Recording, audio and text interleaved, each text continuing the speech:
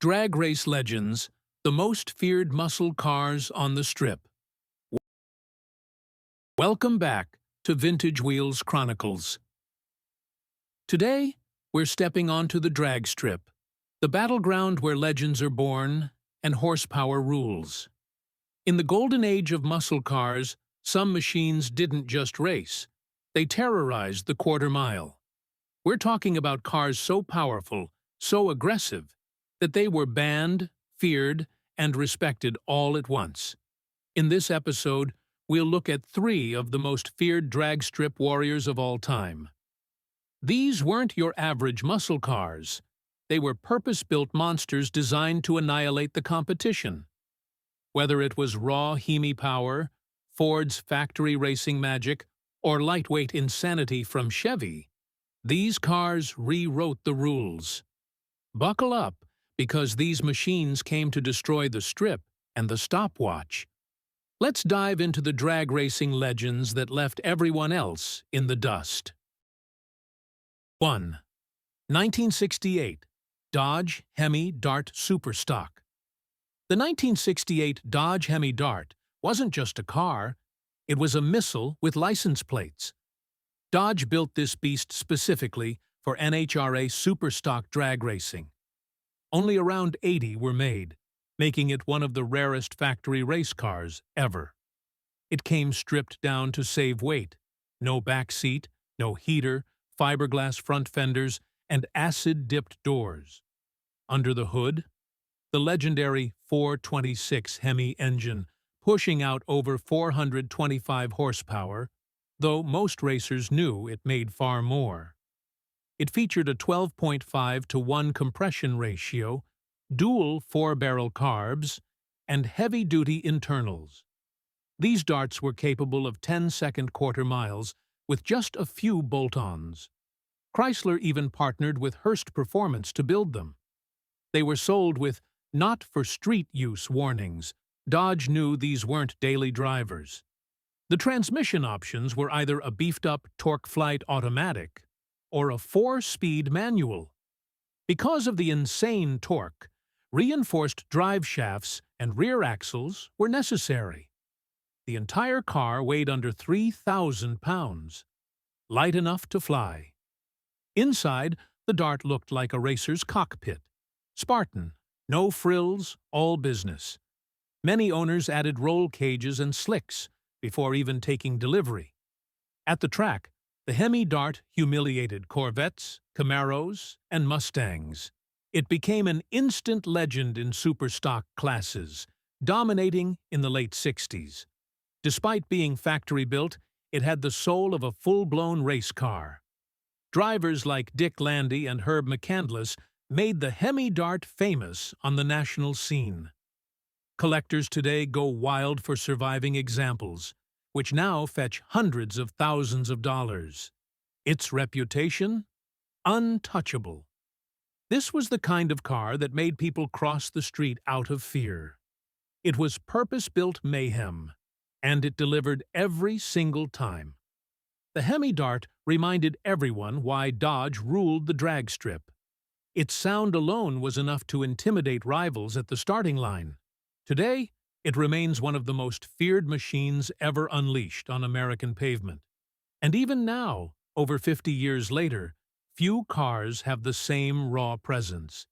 If there was ever a factory-built monster meant purely to win, this was it. No one forgot the first time they saw a Hemi Dart launch. The rear squatted, the front lifted, and it vanished in a thunder of fire and noise. It didn't just win races, it destroyed dreams. This wasn't a muscle car for the street. It was a drag racer masquerading as a production vehicle.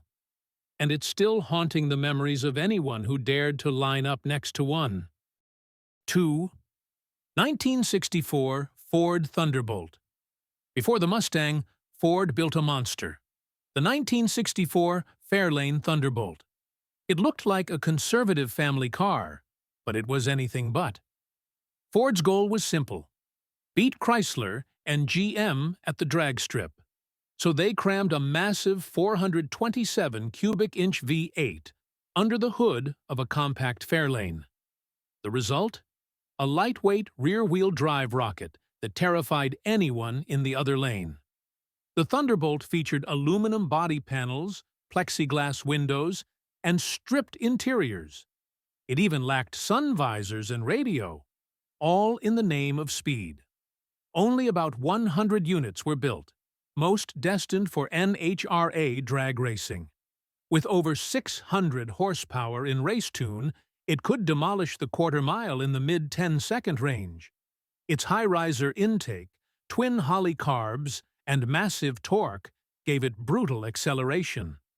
Ford built it under the Total Performance program, a serious push to dominate motorsports. When Thunderbolts showed up to the track, people knew something insane was about to happen. They launched like slingshots, rear tires smoking, and front wheels lifting skyward. The NHRA quickly took notice and eventually changed rules to limit factory drag racers. Why? Because the Thunderbolt was too good. It won superstock titles and humiliated more expensive, more exotic cars.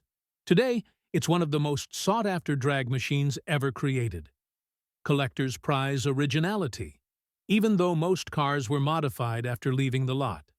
The Thunderbolt was barely street legal, and that was part of its charm. Its utilitarian looks masked something truly monstrous underneath. It was raw, loud, and violent. And it did exactly what Ford intended. The drag strip had never seen a Ford like this before. Drivers like Gas Ronda made the Thunderbolt a national sensation.